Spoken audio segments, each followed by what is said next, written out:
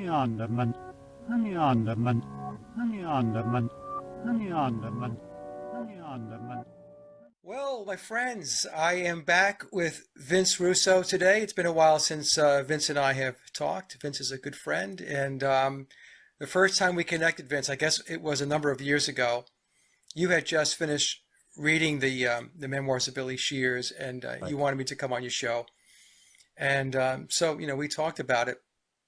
And before we got started here, we were just talking about back during that show. I'd said to Vince that I was getting out of this, that I wasn't going to continue the research into the Beatles and Paul McCartney. And here it is now. It's 6 years later, and I'm still plugging away. And I was explaining to Vince that it's because it's like a big puzzle, folks, and it just keeps getting weirder and stranger as we go along, and it gets to the point where it defies, what most people think reality is about, and so at least for me, Vince, it piques my interest. How about yourself? You still give it any thought? I see your shirt is Paul is Dead. Oh yeah, I've got my Paul is Dead. If you want it, Happy Christmas, John and Yoko.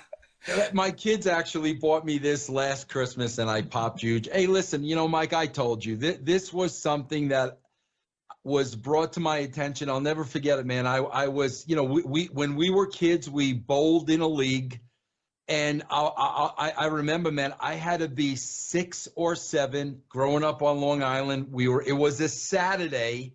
We were at the bowling alley. And then all of a sudden, there was this buzz around the bowling alley. We're talking 1967 now, that Paul McCartney's dead. Yeah. And I swear, man, I ran home. We had all the records, of course. Listen to the records, listen to all the clues. Then that special came on with what was the lawyer's name? Lee. I know who you're talking about. Yes, yes. Yeah, well, yeah, the Paul is Dead special came on, which scared the living crap out of me. So, this has been something that's been very near and dear to my heart. Like I said, man, since I'm 7 years old, I always followed it. Then I came across you. And, man, Mike, I'll be honest with you, man, I fell in love with you, man. Not that there's anything wrong with that. I fell in love with you. I fell in love with the show. You were going to walk away a couple years ago, but like Michael Corleone, you keep getting pulled in. They keep pulling you back in. I'm one of those pulling you back in. And I wait, a lot of my TV watching is YouTube, because good shows on TV are really few and far between. Yep. Even though there are a couple good documentaries, man, you got to watch did you see the Casey Anthony yet? No, nope. I would love your take on that. Just some very, very, very interesting stuff. But I don't watch a lot of TV. I really watch YouTube, and I mean, I wait with bated breath for your new videos to come on. And the last one really caught me by surprise. Mike, this is how it usually works with you. And I have, I've got 3 older kids, and I've got my boys, turned on to you as well. Here's how it usually starts. Mike's got the topic. Okay, this one was Billy has a prosthetic eye. Right. Prosthetic eye. And we sit there and we're like, all right, Mike, you're getting a little crazy now. Like, this has gone a little too far, but this is what you always do, and this is what I love about you. Then we break into the slide presentation. Then we've got photos, and then we got video, and then all of a sudden it's, wait a minute. Like, I know. yeah, I mean, I have to ask you this. When that woman first contacted you and was telling you about this, did you kind of feel the same way till you started looking into it yourself? Yeah, so what happened was Sally is part of the team of colleagues that I work with, and we're a loosely knit group. We don't stay connected every day. So what happens is when we come up with stuff, or we have ideas and thoughts that we want to share, we will connect, and we will talk about stuff. So it went back months ago, and Sally was talking about his eyes, and I remember when she was first putting up some images. We have a small forum that it's just 4 of us that operate within this particular Facebook page. It's so that we can just share our ideas without a whole bunch of noise in the line. You know how that goes. So she was putting some images up, and I remember thinking to myself, where's she going with this? I knew about the lazy eye going back to the Vivian Stanshall presentation I did back in 2019, but I just thought he had, a slightly lazy eye that drifted to the left, his left eye. And as she was putting more information out there, I was, I wrote her back and I'm like, are you saying that he's got an artificial eye? And she says, yes. And here's the thing. I never knew that Sally had an artificial eye ever since she was a child. So she knows all about artificial eyes, and she knows what to look for, how they move and the anomalies and stuff like that. So when she presented more of her information, I thought, you know what? She's right. I think she's right. So we were going to include it in a larger presentation because she's been doing a lot of investigation. You see, Billy's very tied into, Vince, as you know, into the occult and mythology, the esoteric, mysticism, all of this stuff. So she wanted to tie it into a presentation she was doing on Pan, the mythological god Pan. And it got to the point where the information that she was showing me, I said, look, this is really important. And I don't think that this is something that we should just bury within or include as a topic within an overall larger presentation. I think that this stands by itself. And so I said, let's do that. Let's make a separate presentation to talk about the eye. And so she agreed to do that. So to answer your question, when it first came up, I was like you and probably everybody else, well, where is this going? And then once she laid it all out, I concluded that yes, indeed, he has an artificial eye, because as you know, Vince, the slides that I showed, I would isolate the left-hand side of the face and the right-hand side of the face, and we can see that that left eye many times is not in alignment with the right eye. Now, for the folks that don't know, Sally's discovery has shown that Billy's artificial eye is his right eye. He has a glass eye, or an ocular prosthetic is the proper way, I guess, to describe it. And he sees with his left eye. And so when she started sending me videos and still images where you can see it, in fact, I did it myself without Sally sending me information over. I started taking a look myself, and then I was like, okay. And then we got validation with the current updated edition of Memoirs, which came out this month, November of 2022. And Tom added 2 footnotes, which pretty much, I don't even want to say pretty much, it validated the discovery that he does have an artificial eye. His right eye he cannot see out of. And it's interesting, I don't know if I should talk about this, but I will anyway.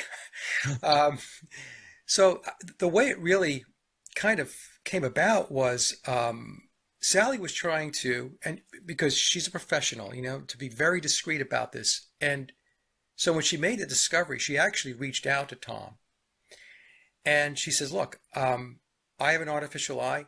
I know the ins and outs, how the eye moves and what to look for. And he has an artificial eye.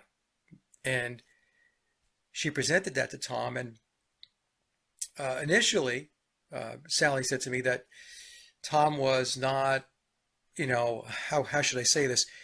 He was not diving in, right? He took a step back. And I don't know whether that's because he wasn't expecting somebody to figure it out. And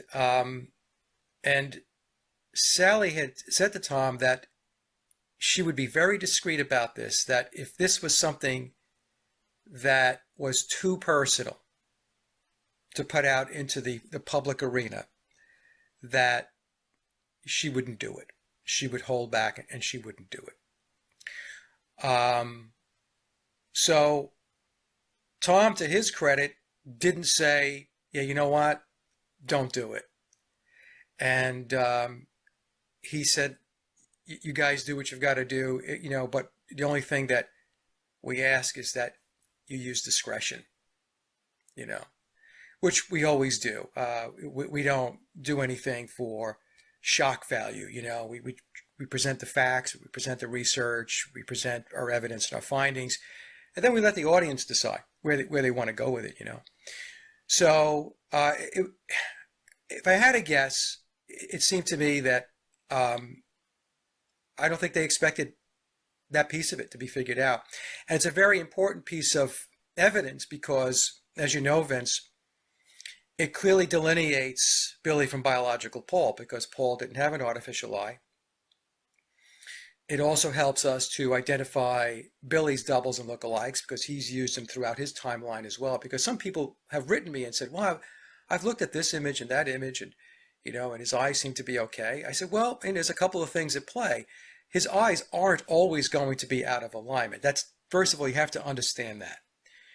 Second of all, it could be a lookalike or a double. He has used them. In fact, in memoirs, it tells us to this day he still uses a double. And the other thing that we have to consider is that some images, like especially on album covers as an example, there's the possibility that the images could have been cleaned up to correct any anomalies with the eyes aligning. So there's a number of factors that play into it. But when you take a look at candid images of him or photographs of him on the internet, you can see it. And I had 2 images in my presentation. I know you saw them, where I showed that it's very clear that he did play the character of Vivian Stanshall in the Bonzo Dog Band with Neil Innes. And I was always getting the question about, but how come the eyes are different? And Billy had he had eye surgery, cosmetic surgery or plastic surgery that's referred to as blepharoplasty, kind of a tricky word. And that type of procedure and that surgery is designed to redefine the eye, to redefine the shape of the eye. And so, with the 2 images that I showed, I mean, I felt very comfortable that it was evidence that he played the character of Stanshall. I was convinced of it going back to when I did the presentation in 2019 because of the lazy eye. Just that in itself. I mean, what are the odds that somebody would have the same, 2 different people would have the same eye configuration? And it's very, very low odds. So anyway, that's how it came about. And so I view it as the most significant piece of evidence that's been discovered in this whole area of research since this area of research has begun. Because before this, researchers would talk about differences in height. They would talk about, differences in the jawline, in the ears. Billy has a higher forehead and stuff like that. And don't get me wrong, that's all good stuff. But when you get down to taking a look at being able to identify an artificial eye, that's very tangible. You're getting out of the land of subjective, and it's far, far more objective. Can I ask a couple questions? Sure. Because bro, you got me going crazy now, because every time I'm looking at them, I'm just looking at the eyes. Forget the content. I'm just looking at the eyes. There's a couple things I want to bring up, and I want to see how you feel about these things. Right hand of God. Here's where I started. Alexa, does Paul McCartney have a fake eye? Okay, Alexa, quiet. She's right behind me. Every time I bring her up, she talks. Okay. Now, she said, here's what's very interesting about this. She said, believe it or not, that in an interview on the late breakfast show, that Paul McCartney, said he had a lazy eye. So sure, I knew nothing about this late breakfast show. I knew nothing about it. So I researched it. Yes, it was a show. He was on by himself. He was on with Linda numerous times, like 83, 85. I was able to find a lot of clips on the show, but I could not find that one clip. So I myself never heard him say, I have a lazy eye. But, according to our friend behind me, he said it on this show. So now, Mike, the interesting thing is this is 83, 84, 85. All of a sudden, this was bizarre to me. There was a video made in 2010. You know about this video, right? Which one is it? The eye yoga. Oh, yes, where he's talking about his eye yoga exercises. Yes. Yeah, 2010. I apparently he went to India, and he learned these eye exercises, and he explains you got muscles in your eyes, you can control your eyes. He even went through the exercises with us. His daughter even confirmed in a later interview about the eye yoga, and she does the same thing. So now that's where it gets a little tricky for me. Because if he had a lazy eye, that would make sense. I have a lazy eye. I'm going to try to strengthen the muscles in my eye. I'm going to learn this eye yoga, okay? But on the other side of the coin, if he really does have a prosthetic eye, this would totally throw you off course. So, I just wonder, because on the surface, say he doesn't have a prosthetic eye. On the surface, that all makes sense. It all makes sense. I got a lazy eye. I learned, eye yoga to straighten the muscles in my eye. That all makes sense. But then when we get back to the Illuminati, and something that you taught me and we see over and over and over again, what is one of the main rules? They put everything right in front of our face, so they could say, we told you so. You just didn't want to believe us. Right. So it's funny, because when I look at these facts, you can state a case for both examples. He could have a lazy eye and he was learning how to straighten the muscles in the eye, or he's bringing attention to his eye for us. Now, here's something else I noticed, though. This I was a little surprised with. When you go back and you look at a lot of the concert footage, I would say 90% of the concert footage, and I'm talking Wings and beyond, Wings and solo, I'm talking. Bro, the way that piano is positioned, you're always seeing the left eye. It's always positioned this way. He never changes the set year after year after year. It's always this way. So one would assume he doesn't want to bring attention to the prosthetic eye. And I went through many videos, and the piano was always in the same position, okay? But then, Mike, this was like really interesting to me. I just watched last night a very recent interview.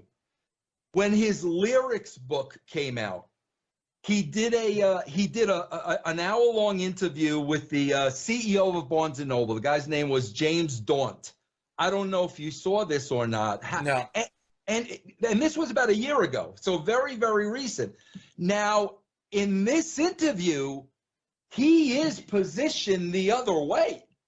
So the entire interview now, you are looking at his right eye, which it appeared through all the concert footage for so many years that it was the complete opposite, because he didn't want to bring attention to that eye.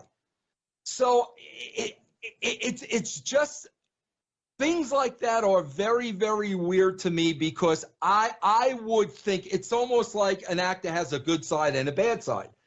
Stern's that way. You can only shoot Stern a certain way. I would think, but then again, you don't know. I would think he wouldn't want to bring attention to it. But on the other hand, he's bringing attention to it. And again, is that the tricks of the Illuminati?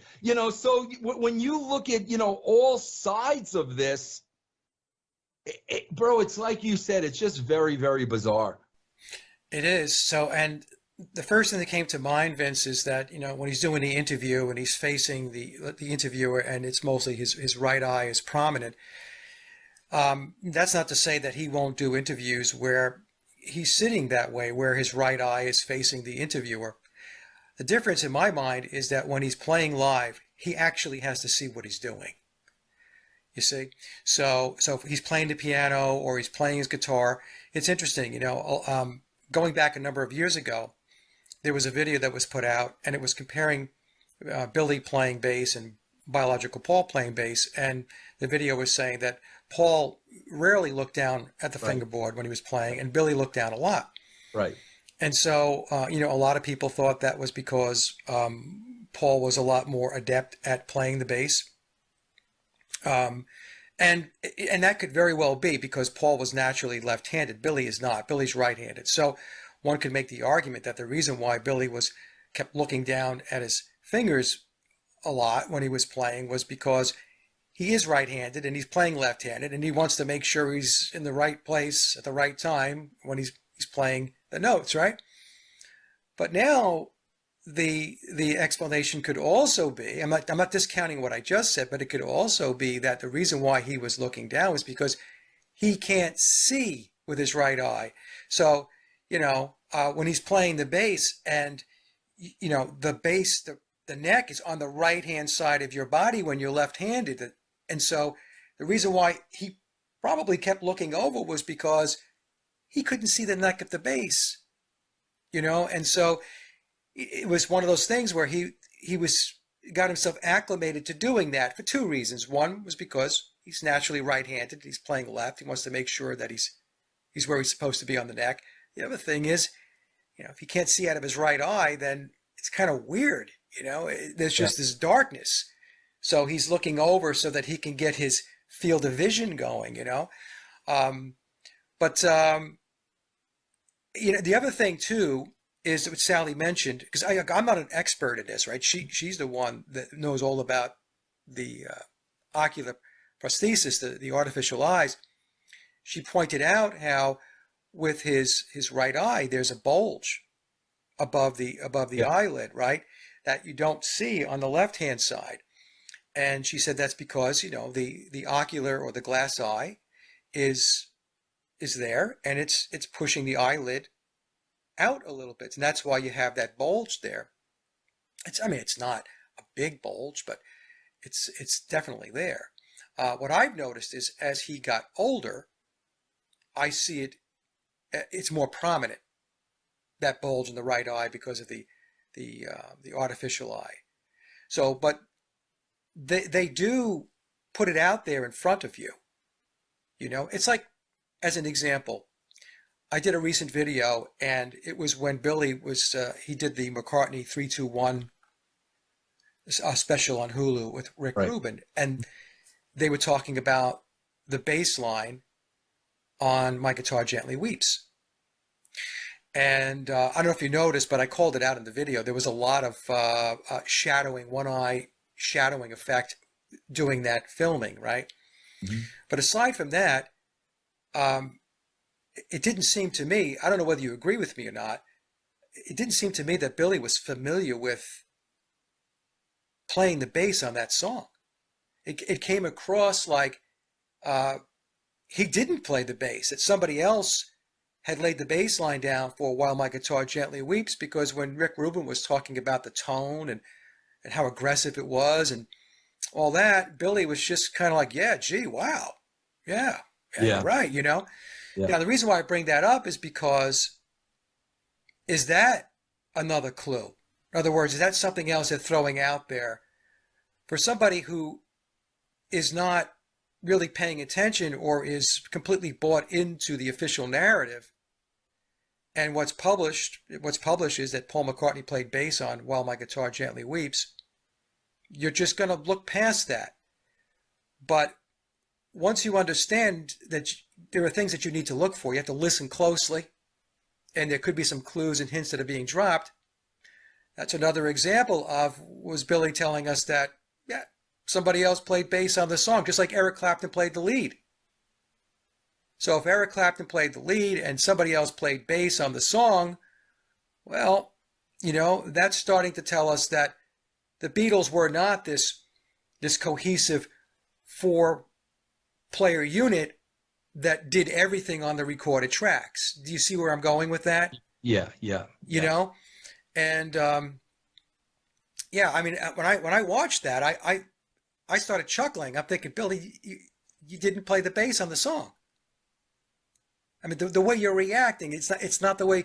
If I had played the bass on the song and Rick Rubin had asked me about how I got that sound, how that sound came about, how the bass came to sound the way it did, I would sit down and say, well, this is what I did. This is the bass I played. These were my settings. This is how we recorded it. This is the amp we went through. You would go through all of that. And he didn't do that. He just basically was just as wowed as Rick Rubin was listening to the track, But Mike, could that also not be an age thing? It could be, Vince. You never want to discount him. I mean, he is getting up in age. He was born in 1937, so that would make Billy 86 next year. So Yeah. he was 85 when he did the Hulu special. I think they did it last year. So yeah, I mean, it could be an age thing, but I have to be honest with you. He seems to be pretty on the ball. He just got done doing a tour earlier this year, going back to April. His voice is completely shot, but his performance abilities are still there. And my mom's 87 years old. So when I watch him and I know that he's 84, and I watch him perform the way he walks around on stage and stuff like that, it's almost mind-boggling that he's as fluid and as mobile as he is. Yeah. So, I mean, is it possible that the age has caught up with him? I guess anything is possible. Man, I got a little just off topic. Man, I got to tell you, Mike, I'm seeing the recent footage, and this has nothing to do with conspiracy. You're a musician. Listen, I just saw Elton John a couple weeks ago. Okay, and Elton John, many years ago, he had a surgery on his throat. He could not hit those high notes anymore, so he adjusted. He changed the keys, and there are certain songs that he just can't do anymore. Man, when I watch Paul recently, Billy in concert recently, and his voice is so gone, but the song selection, I don't understand why he would still select songs where he has to attempt to get up there when he can't. Yeah. And my God, he's got a library of thousands of songs. And you're a musician. What would be the explanation for that? I don't know, Vince, to be honest with you. Mike Stock and I had this discussion. I interviewed Mike Stock from Stock, Waterman and Aiken, a very famous songwriting team out of the UK. And I consider Mike to be a friend, and we talked about that when I had him on my show, and he said that he doesn't know why he's doing it either. He says, Mike, he's taking these great songs and he's ruining them, because these are going to be the kind of the versions of the songs that people are going to recall based upon his last set of concerts, or a DVD that he releases, or an album based upon these shows. Right. I don't know. He signed on a dotted line. I mean, he's got some kind of pact in my mind, no question about it. And he's got himself in a position where he's got to keep cranking this stuff out and doing what he's doing until, he's told that, or either he's told he doesn't have to do it anymore, or whatever it is that he signed expires. It has, maybe it has a shelf life or whatever. But I saw him a couple of years ago, probably about maybe 3 years ago in Raleigh. And his song, I mean, his voice was shot back then too. And I don't remember what song it was, Vince, but he started it and his voice cracked big time, like nothing came out. Yeah. And then he said, "Oh, sorry."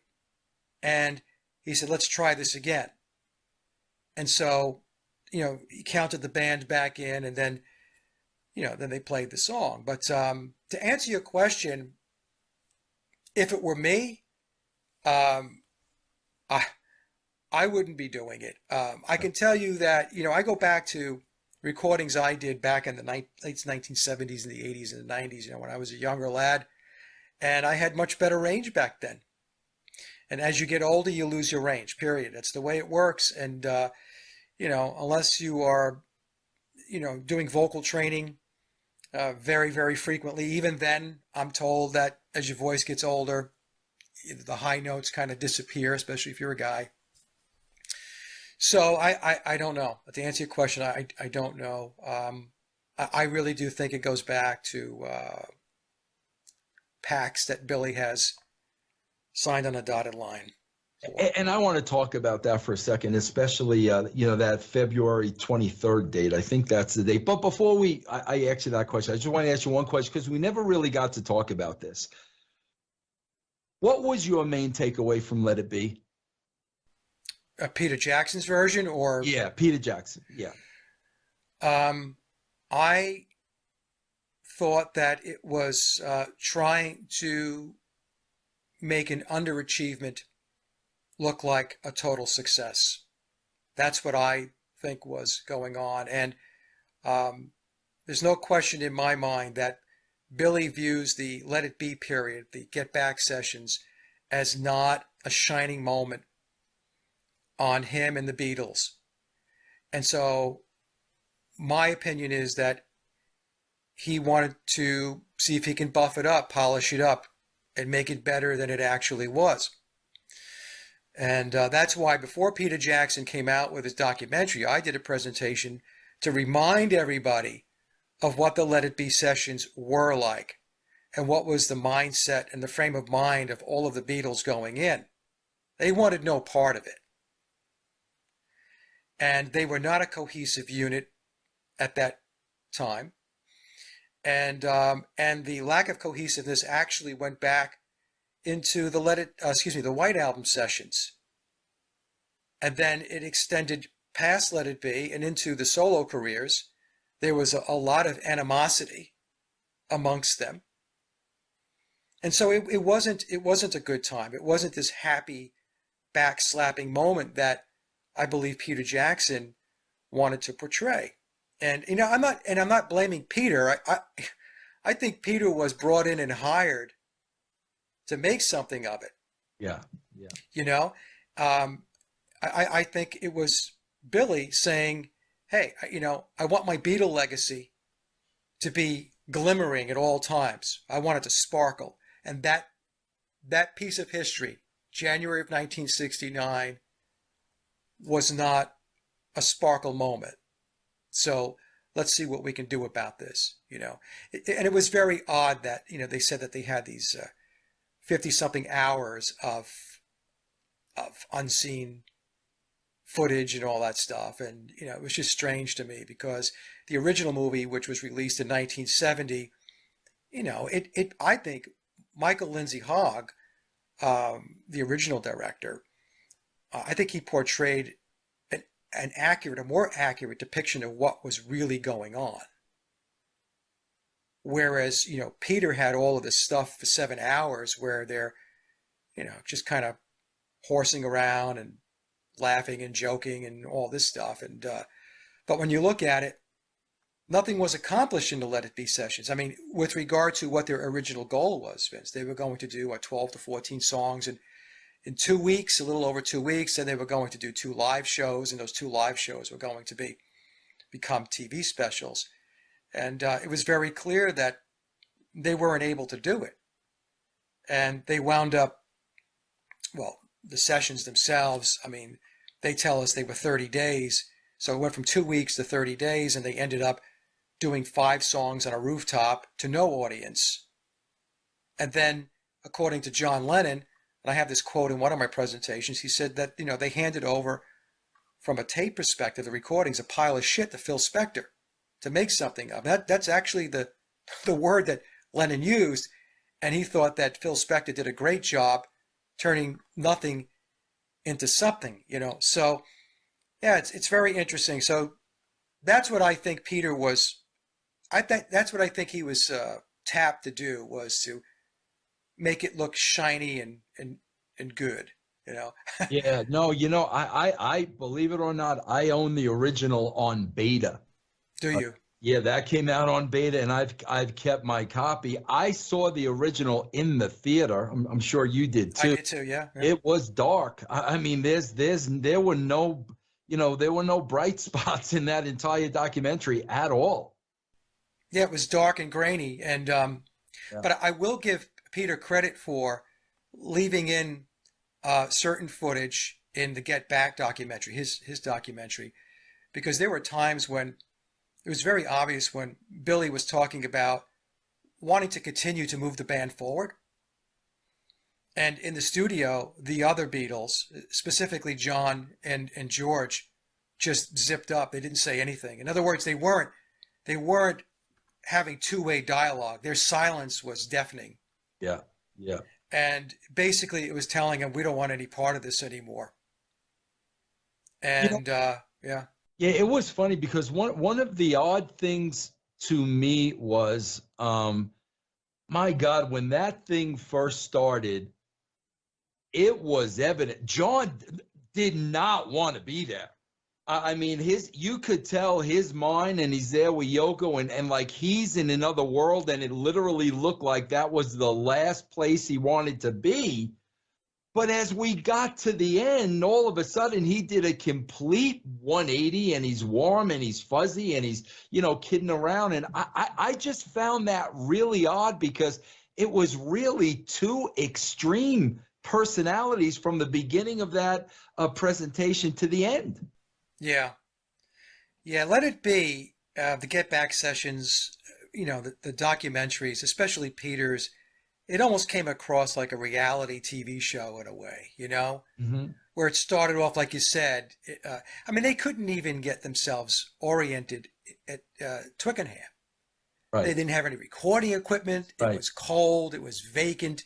And I thought to myself, really? I mean, what kind of planning is this? Right. You guys are coming in to record a new album and you have nothing set up? What is going on here, Yeah. And, they wound up at Apple Studios, where things picked up a bit. But, yeah, I don't know. And of course, we know that George Harrison walked out. Right. Yep. Yep. Yeah. Bizarre. Mike, I got to ask you this, man. And this is only going to be, I'm sure speculation on your part. This February 23rd date. What's your thoughts? Yeah, I think it's the 21st. 21st?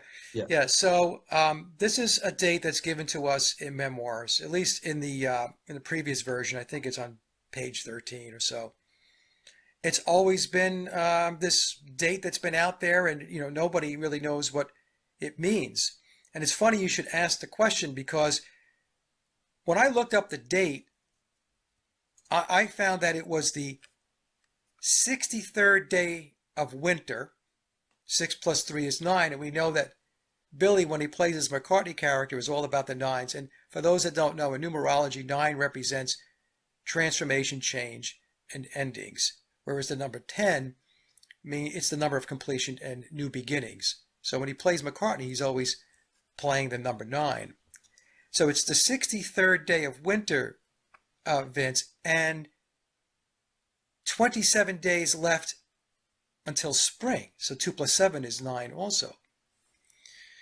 So, it's always been perplexing to me, and I've never made any kind of declaration about that date. I've always said I have no idea what that date means. Does it mean that he's going to retire? I mean, is he going to pass away? I have no idea. So I did message Tom about the date, and I said, look, we're closing in on this February 21st date. And Tom keeps everything very close to the sleeve, so we need to know that, right? Because he has to. But he did say to me, Mike, I honestly, because I have no idea what that date means. He said, it was given to me. He says, but I mean, it's not an impressive date. I don't know what it means either. And so I did say to him, I did present that we have the number 9 on sandwiched, well, the date is sandwiched between two number 9s. I said, I think there has to be something to that. But to answer your question, Vince, I don't know. It could be, see, this is the thing. It might not be anything public.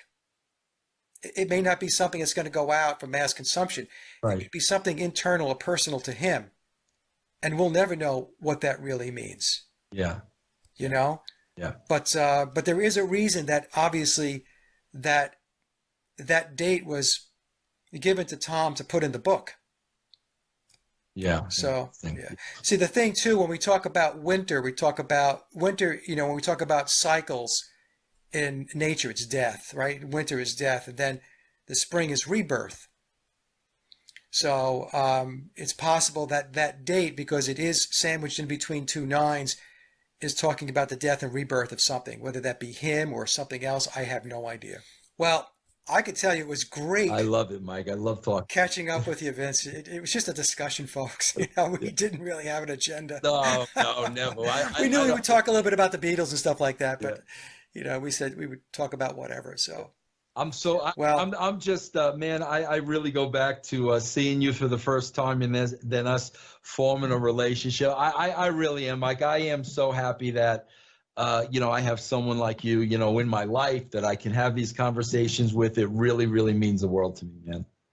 Same to me, Vince. Fellow Long Islander, Yeah. Center Reach. I was right there too. Right with Center Reach, Bro, Center Reach Bowling Alley. That's where, bro. That's where I heard about Paul for the first time. The Center Reach Bowling Alley, bro. That's it. I didn't want to get that specific. I didn't think you'd know. Yes. Yes. Very familiar with the area. Very familiar. Yes. So. Well, Vince, it's been an absolute pleasure, and you have a wonderful Christmas and New Year, and we will catch up more often. Yeah, we need to, man. We really need to, Mike. We really need to. I swear, I have my album collection is up to 4,000 albums. Oh my God! But Okay. my Mike albums are separate, and I want you to know how much I cherish those. I mean, I really, really do. Every time I play them, the way I handle them. So I want you to know every time I go, it has a separate section. Every time does it really? Every time I go there, I think of you, man. Yes. I sent Vince some albums, folks. I have a large record collection myself, and I have a Beatles record collection that I think rivals just about most people's. Yeah, I'm sure. So I was thinking about you the other day too, because I told my wife, I said, I really have to, go through a lot of these records. I'm going to be 64 in January. I don't know what it is. You start thinking as you get older.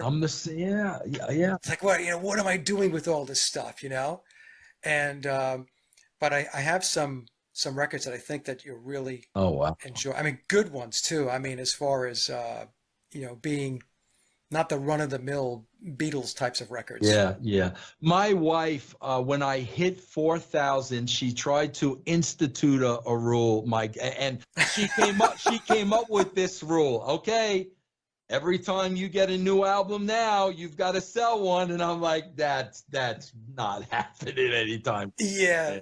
That's just not happening. Yeah.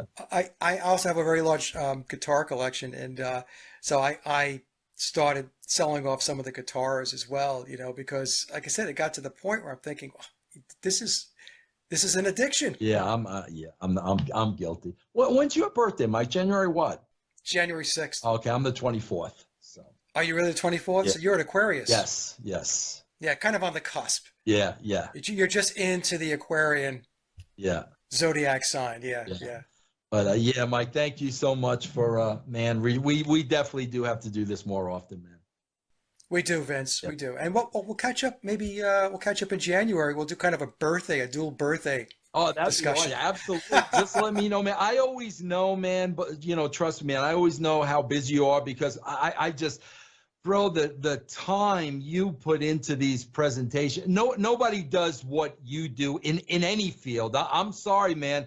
I watch a lot of YouTube. I watch a lot of people. Nobody comes near the research that you do. So like, I always know if you're not doing a show, you're doing research for a show. So anytime, man, just call me up, man. I'm ready to go. Yeah, thank you, Vince. Yeah, no, I thank you for acknowledging that because folks will ask me, they'll say, well, you haven't come out with something. I said, you have no idea how long it takes to put this stuff Oh together. God, there's an You know, ocean. Yeah. you got to dot the I's and cross the T's because, with the work that I'm doing, there's a bunch of vultures out there. Yep. They're just waiting for you to make a mistake. Yeah. And Absolutely. every once in a while you do make a mistake, because you're human, but Yeah. you really do try to, cover all your bases to make sure that when you go out there and you present this type of material, that you do it as accurately and as honestly as you possibly can.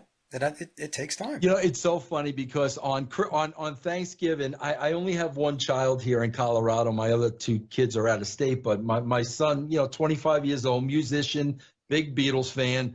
Thanksgiving, it was like, his name is VJ. I call him VJ. I'm like, VJ, you won't believe what Mike is uncovered. On Thanksgiving Day, I'm sitting him in front of the TV, and Mike, he's listening to your guest. And like I'm seeing a little bit of an eye roll. And Mike, I swear I'm saying, bro, wait for the slides. He's got pictures, he's got video. No, wait for the slides. So I hope you understand all the work you're putting into it. There are people like me just really, really, really appreciating it, man. Well, and look, I tell my audience, like, this is getting really weird. Right. Okay? It's not like I'm sitting there going, oh, I just love this, No, and you say that numerous times. You say that numerous times, man, but it's great. There's times I look at it, I'm like, God, this is so bizarre, And am I really going to talk about this? Yeah, you could tell that with the last one. We start getting in the left eye and the right eye and it's oh my God. It's great. So yeah. All right, Vince. Again, absolute pleasure to speak to you. You too, Mike. Thank you very much. Have a great holiday. We'll speak in January. We will. Okay. And you have a great evening. Okay, Mike. Take care, man. Bye-bye, my friend.